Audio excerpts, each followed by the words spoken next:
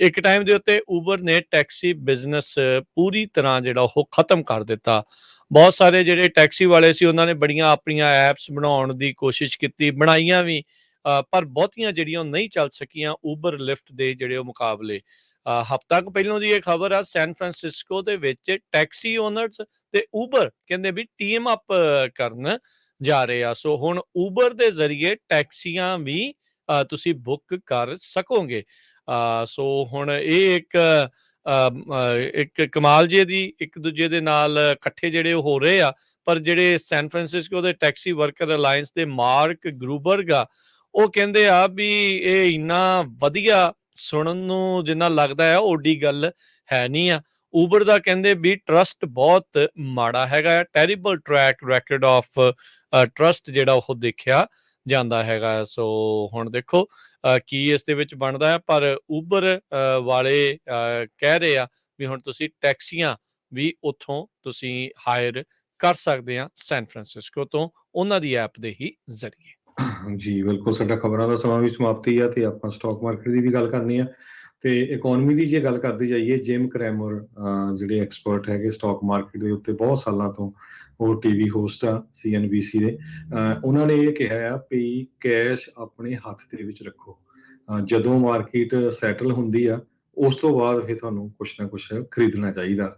ਪਰ ਅੱਜ ਉਹਨਾਂ ਨੂੰ ਇਹ ਕਹਿਣਾ ਪਿਆ ਵੀ ਹਾਂ, ਜਿਹੜੀ ਮਾਰਕੀਟ ਆ ਉਹਦੇ ਵਿੱਚ ਬਹੁਤ ਕਰੈਕਸ਼ਨ ਹੋ ਰਹੀ ਆ ਜਾਂ ਹੋਣ ਜਾ ਰਹੀ ਆ। ਜਿਹੜੇ ਨਵੇਂ ਫਿਗਰਸ ਆਏ ਹੈਗੇ ਆ ਇਨਫਲੇਸ਼ਨ ਦੇ 8.5% ਸ਼ੋ ਹੋਈ ਆ। ਜਿਸ ਤਰ੍ਹਾਂ ਸਵੇਰੇ ਵੀ ਆਪਾਂ ਖਬਰਾਂ 'ਚ ਦੱਸਿਆ ਸੀ, 1981 ਤੋਂ ਬਾਅਦ ਇੰਨੀ ਇਨਫਲੇਸ਼ਨ ਵਧੀ ਹੈਗੀ ਆ। ਅੱਜ ਡਾਓ ਜੋਨ ਇੰਡਸਟਰੀਅਲ ਵੀ ਕਾਫੀ ਡਾਊਨ ਗਿਆ ਹੈਗਾ। ਜੀ ਬਿਲਕੁਲ, ਪਿਛਲੇ ਹੁਣ ਕਈ ਦਿਨਾਂ ਤੋਂ ਇਸ ਦਾ ਡਾਊਨਵਰਡ ਟ੍ਰੈਂਡ ਚੱਲ ਰਿਹਾ ਹੈ। ਅੱਜ ਡਾਓ ਜੋਨਸ 87 ਪੁਆਇੰਟ ਡਿੱਗਾ ਜੀ, 34,220 ਤੇ ਬੰਦ ਹੋਇਆ। S&P 15 ਪੁਆਇੰਟ ਗਿਰ ਕੇ 4397 ਤੇ, ਨੈਸਡੈਕ 40 ਪੁਆਇੰਟ ਗਿਰ ਕੇ 13,371 ਤੇ ਬੰਦ ਹੋਇਆ। ਸੋਨੇ ਦਾ ਭਾਅ $1967 ਪ੍ਰਤੀ ਆਉਂਸ ਤੇ ਕੱਚੇ ਤੇਲ ਦੀ ਕੀਮਤ $101 ਤੇ ਫਿਰ ਜਿਹੜੀ ਉਹ ਜਾ ਪਹੁੰਚੀ ਆ।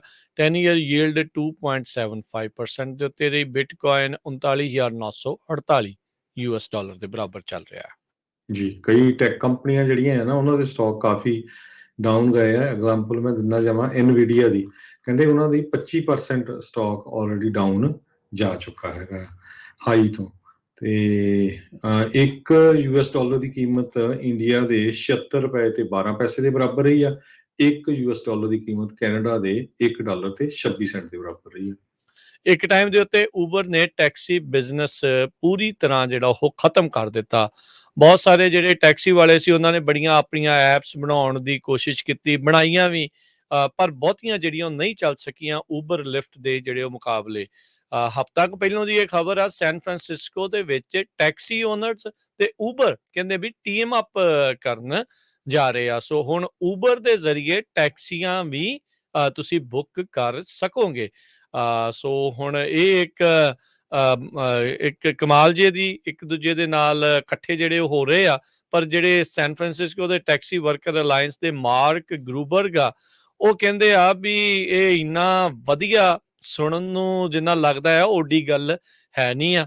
ਉਬਰ ਦਾ ਕਹਿੰਦੇ ਵੀ ਟਰਸਟ ਬਹੁਤ ਮਾੜਾ ਹੈਗਾ, ਟੈਰੀਬਲ ਟਰੈਕ ਰੈਕਡ ਆਫ ਟਰਸਟ ਜਿਹੜਾ ਉਹ ਦੇਖਿਆ ਜਾਂਦਾ ਹੈਗਾ। ਸੋ ਹੁਣ ਦੇਖੋ ਕੀ ਇਸ ਦੇ ਵਿੱਚ ਬਣਦਾ ਹੈ। ਪਰ ਉਬਰ ਵਾਲੇ ਕਹਿ ਰਹੇ ਆ ਵੀ ਹੁਣ ਤੁਸੀਂ ਟੈਕਸੀਆਂ ਵੀ ਉੱਥੋਂ ਤੁਸੀਂ ਹਾਇਰ ਕਰ ਸਕਦੇ ਆ ਸੈਨ ਫਰਾਂਸਿਸਕੋ ਤੋਂ, ਉਹਨਾਂ ਦੀ ਐਪ ਦੇ ਹੀ ਜ਼ਰੀਏ।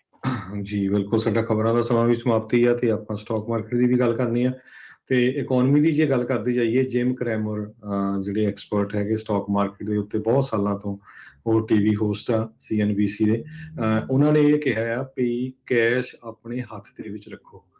ਜਦੋਂ ਮਾਰਕੀਟ ਸੈਟਲ ਹੁੰਦੀ ਆ ਉਸ ਤੋਂ ਬਾਅਦ ਫਿਰ ਤੁਹਾਨੂੰ ਕੁਛ ਨਾ ਕੁਛ ਖਰੀਦਣਾ ਚਾਹੀਦਾ।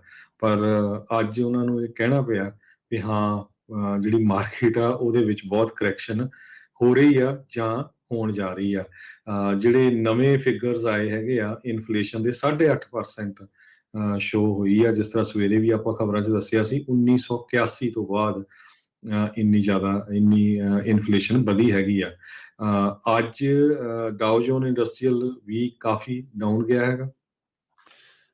ਜੀ ਬਿਲਕੁਲ, ਪਿਛਲੇ ਹੁਣ ਕਈ ਦਿਨਾਂ ਤੋਂ ਇਸ ਦਾ ਡਾਊਨਵਰਡ ਟ੍ਰੈਂਡ ਚੱਲ ਰਿਹਾ ਹੈ। ਅੱਜ ਡਾਓ ਜੋਨਸ 87 ਪੁਆਇੰਟ ਡਿੱਗਾ ਜੀ, 34,220 ਤੇ ਬੰਦ ਹੋਇਆ। S&P 15 ਪੁਆਇੰਟ ਗਿਰ ਕੇ 4397 ਤੇ, ਨੈਸਡੈਕ 40 ਪੁਆਇੰਟ ਗਿਰ ਕੇ 13,371 ਤੇ ਬੰਦ ਹੋਇਆ। ਸੋਨੇ ਦਾ ਭਾਅ $1967 ਪ੍ਰਤੀ ਆਉਂਸ ਤੇ ਕੱਚੇ ਤੇਲ ਦੀ ਕੀਮਤ $101 ਤੇ ਫਿਰ ਜਿਹੜੀ ਉਹ ਜਾ ਪਹੁੰਚੀ ਆ।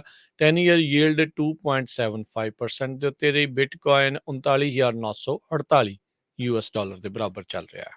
ਜੀ, ਕਈ ਟੈਕ ਕੰਪਨੀਆਂ ਜਿਹੜੀਆਂ ਹੈ ਨਾ, ਉਹਨਾਂ ਦੇ ਸਟਾਕ ਕਾਫੀ ਡਾਊਨ ਗਏ ਆ। ਐਗਜ਼ਾਮਪਲ ਮੈਂ ਦਿੰਦਾ ਜਾਵਾਂ NVIDIA ਦੀ, ਕਹਿੰਦੇ ਉਹਨਾਂ ਦੀ 25% ਸਟਾਕ ਆਲਰੇਡੀ ਡਾਊਨ ਜਾ ਚੁੱਕਾ ਹੈਗਾ ਹਾਈ ਤੋਂ।